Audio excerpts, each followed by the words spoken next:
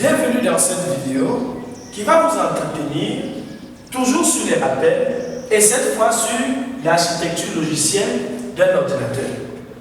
À la fin de cette vidéo, tu dois connaître c'est quoi l'architecture logicielle, encore appelée en anglais software. Tu dois connaître les éléments du software. Tu dois connaître c'est quoi un système d'exploitation. Tu dois connaître quelques types de systèmes d'exploitation. Tu dois connaître quelques fonctions des systèmes d'exploitation. Tu dois connaître c'est quoi un logiciel d'application. Tu dois connaître c'est quoi un pilote ou driver. Et tu dois connaître quelques familles de logiciels d'application avec au moins un exemple. Alors, la dernière vidéo, nous avons étudié Monsieur l'ordinateur et nous avons étudié la partie matérielle.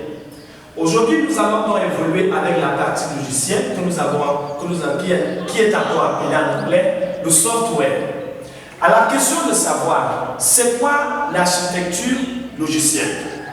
L'architecture logicielle représente la partie intelligible d'un ordinateur et est encore appelée software en anglais ou partie logicielle. Je reprends. L'architecture logicielle représente la partie intelligible d'un ordinateur et est encore appelée software en anglais ou partie logicielle. Le software est constitué du système d'exploitation que j'ai abrégé SE et des logiciels d'application. Donc, voilà de quoi est constituée la partie logicielle d'un ordinateur. Nous allons commencer par le système d'exploitation. C'est quoi un système d'exploitation?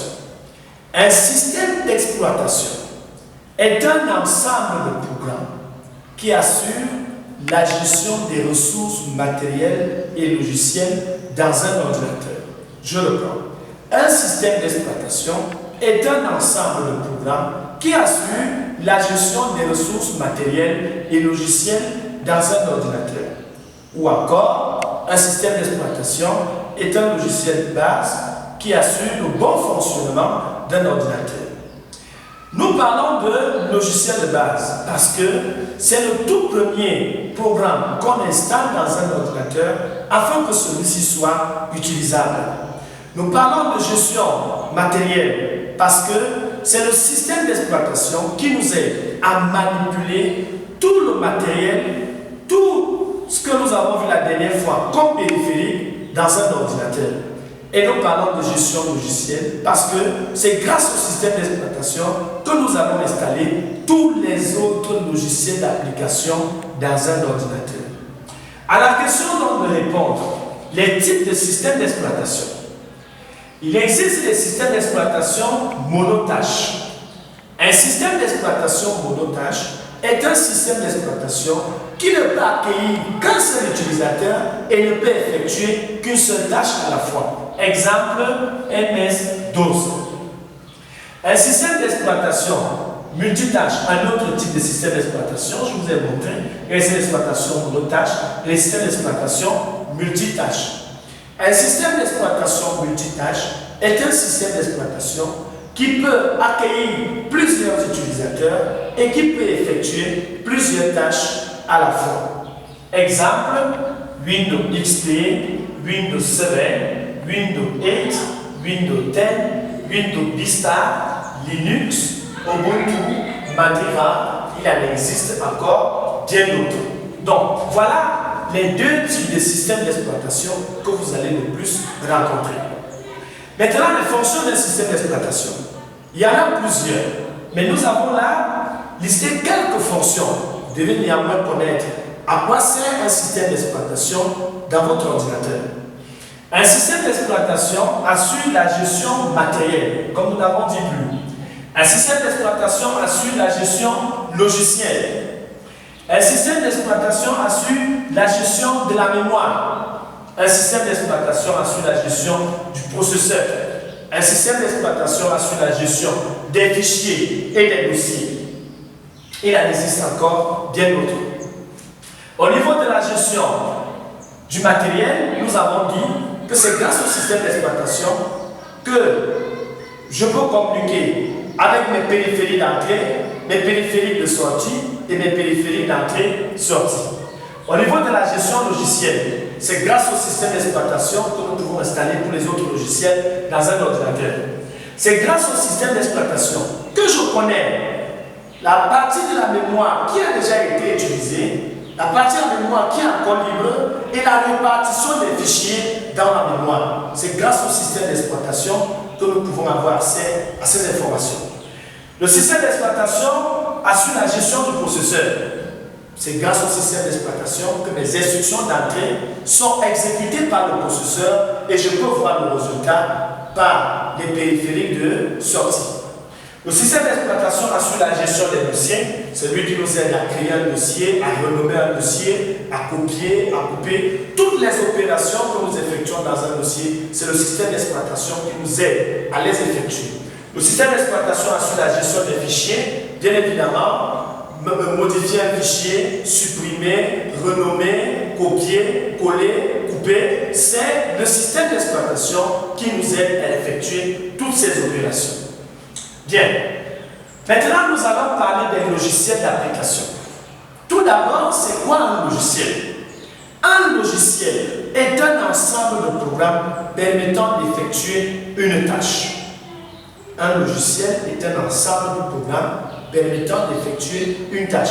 Je tiens à me rappeler que le système d'exploitation est d'abord un logiciel. Maintenant, un logiciel d'application est un ensemble de programmes permettant à un utilisateur d'effectuer une tâche bien précise à l'aide de son ordinateur. Une tâche bien précise à l'aide de son ordinateur. Et les logiciels d'application sont classés par famille. Je prends un exemple avant d'arriver sur les familles des logiciels d'application. Si je voudrais faire du traitement de texte, je n'irai pas chercher un navigateur, encore moins un logiciel multimédia. Je vais chercher un texteur. Alors, donc on dit, ces logiciels nous aident à effectuer des tâches précises à l'aide de notre ordinateur. Maintenant, nous allons parler des pilotes. Un pilote est un logiciel qui permet au système d'exploitation de communiquer avec un matériel.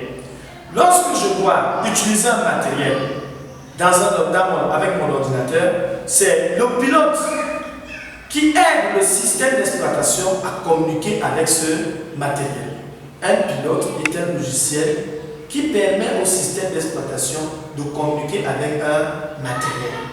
Le rôle du pilote dans un ordinateur est d'aider le système d'exploitation à communiquer avec un matériel.